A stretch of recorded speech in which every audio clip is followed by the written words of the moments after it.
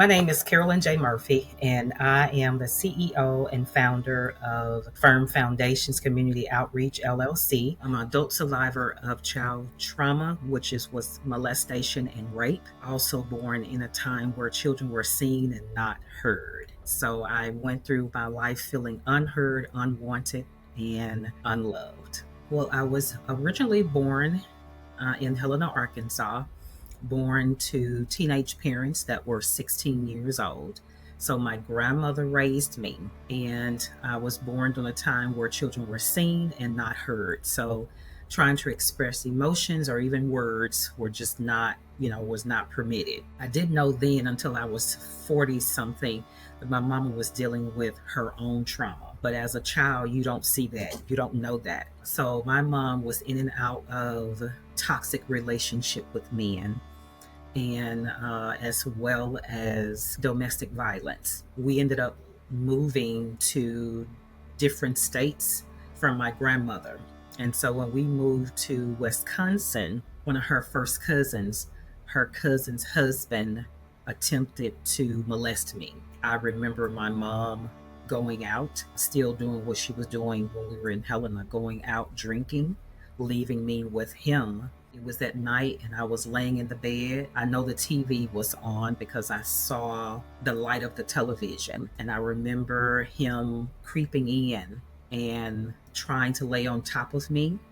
I remember him trying to insert himself in me. That's the only thing that I remember besides the fact of him whispering, because I think my mom came in. I think he heard her coming through the door, and he whispered in my ear, "Don't tell her, or else I'm going to kill her." That's the only time I remember. He could have done it more than that, but I don't remember. That was the first time that I come to realize that keeping secrets. Later on, I realized that I had to keep the secret to try to keep her safe. That ruled my life. Fear ruled my life. It was everything from fear of rejection, fear of abandonment, fear of people, what people thought of me, what they would say of me, fear of failure. I just lived in a bottle. I live what I call a life of Russian roulette. And what that is that hurt people hurt other people. So there was a lot of things going on that helped shape me, which was in a very negative way. So I grew up not really trusting girls or women, and I grew up with such a deep hatred for men. One particular toxic relationship that she was in for years with this one man. Yes, it was quite a bit of yelling and fighting, and it would happen like over in the night while I'm asleep. So I would literally wake up to things being thrown or hitting against a wall. And at that time, living in a trauma response mode, I also experienced people saying, "Yes, I will get you this, I'll do this," but then they didn't come through.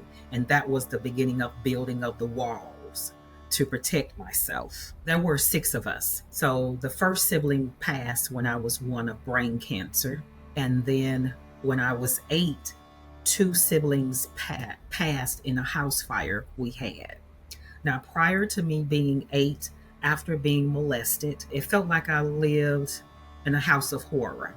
The only thing that I remember, we lived in, I call it a shack, a wooden house in an alley.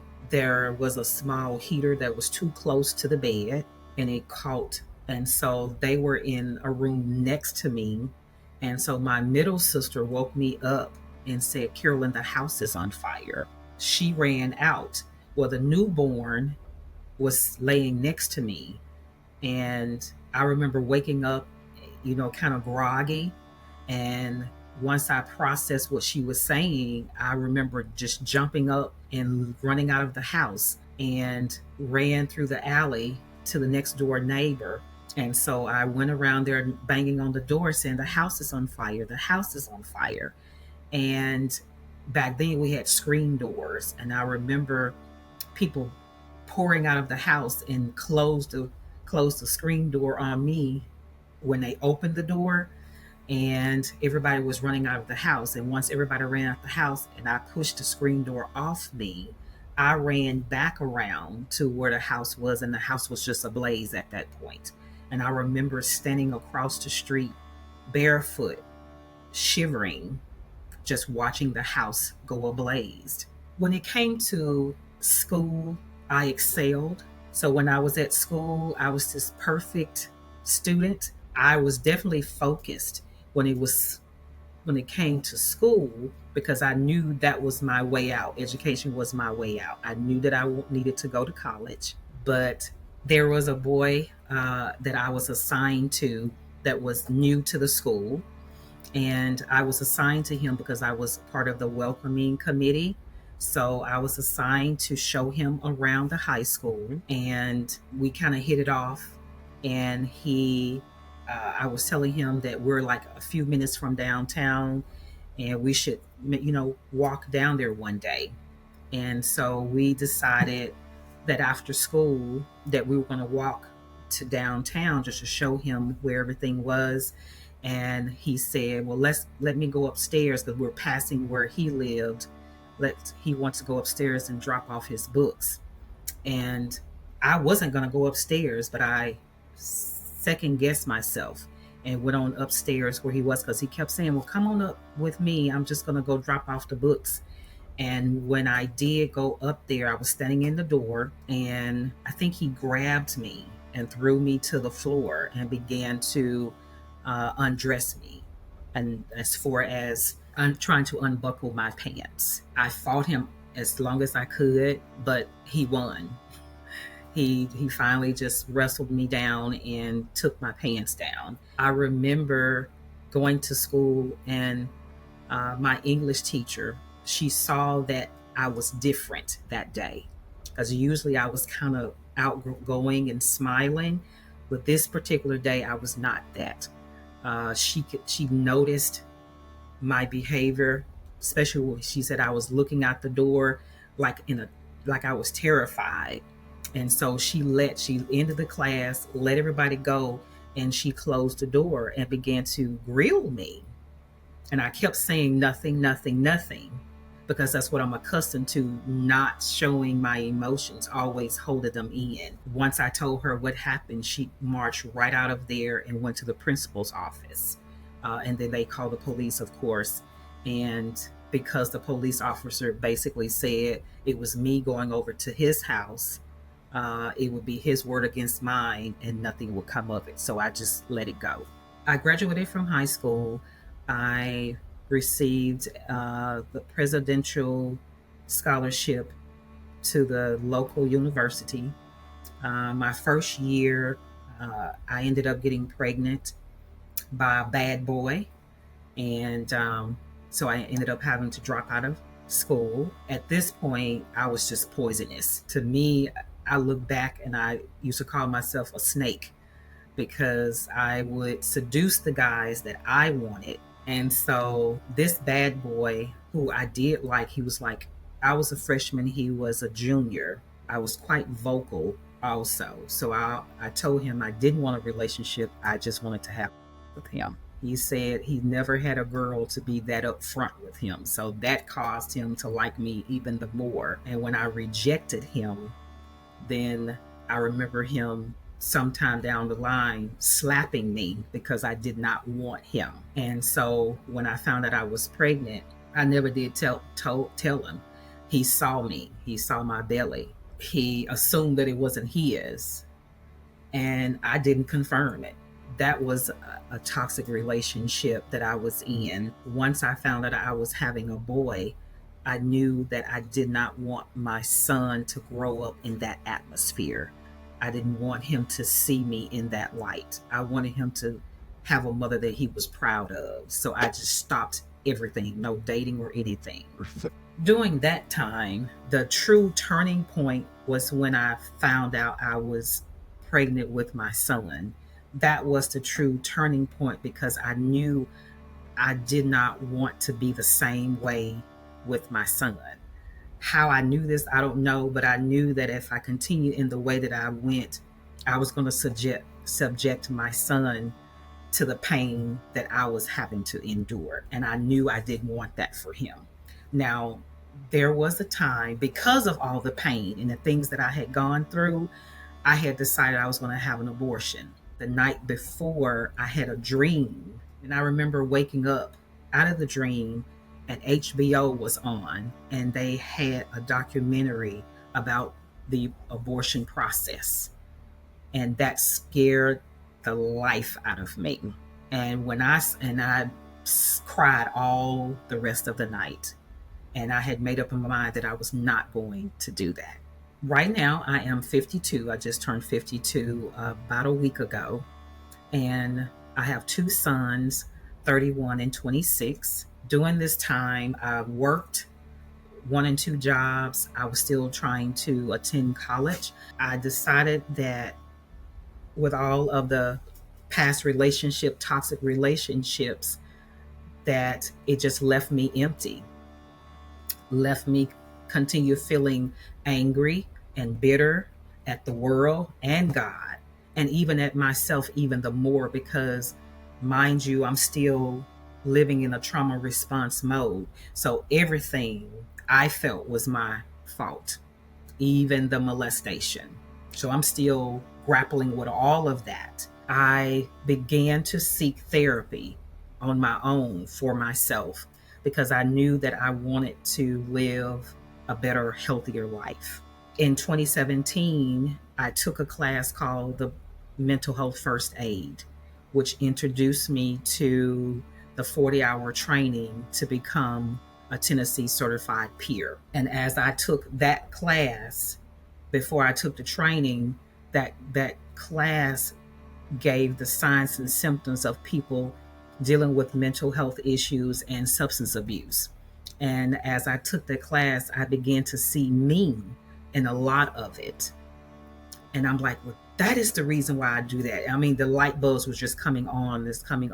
It was a spark in me. It was like a fire, really.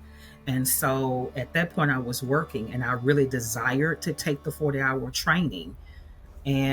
But I was like, Lord, I want to take it, but I'm working.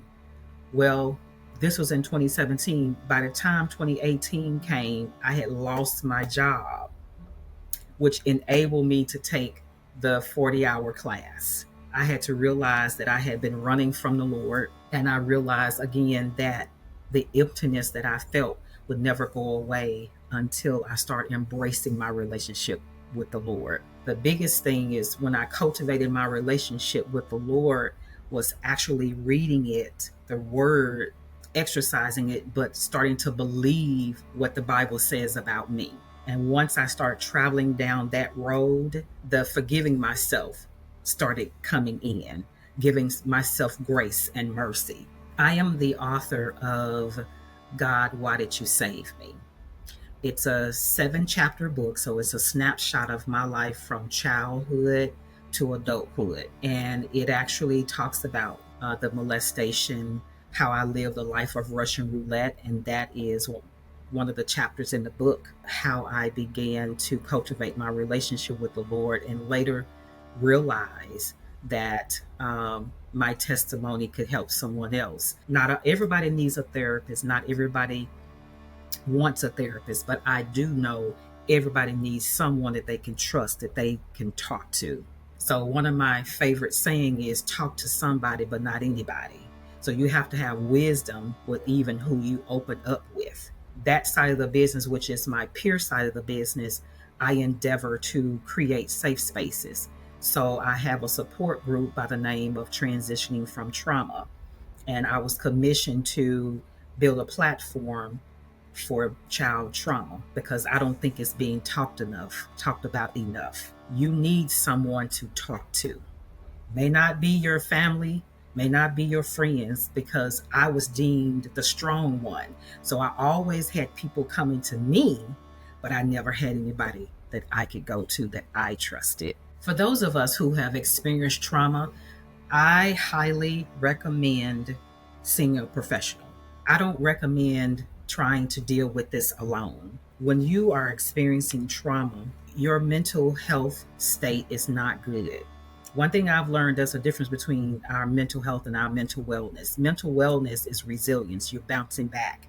But our mental health is how we live life. through those lenses. So when your mental health, your state of mind is not healthy, all your choices are not good. A lot of your choices are not good. Your choices are poor. How you treat people. And so that's why I said we're walking around in an open wound. It's an open wound in our soul, and we're bleeding all over the people. Whether we know it or not, we're bleeding all over the people. So when you dealing with trauma, some of us will do outbursts. We're so angry and we don't know why we're angry.